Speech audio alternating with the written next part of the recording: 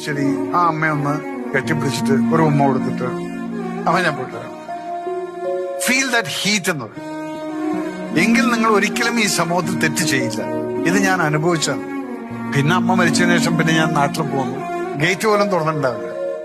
നമ്മൾ ഇറങ്ങി ഗേറ്റ് തുറക്കും. പിന്നെ വീട്ടിൽ അങ്ങോട്ട് നോക്കുന്ന സമയത്ത് ഒരു ഇരുട്ട് പോലെയാണ് മിസ് ചെയ്യുന്നതാണ്.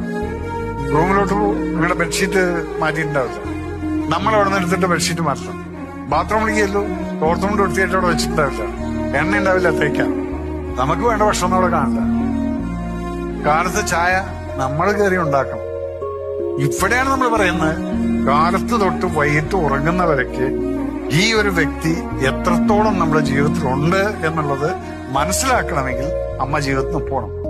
അപ്പൊ ആ പോവാനുള്ള അവസരം നിങ്ങൾ കൊടുക്കരുത്. എൻജോയ്. ഇതൊരു പ്രത്യേക വികാരം. ഷീന ചേച്ചിക്ക് എന്ത് പറ്റി?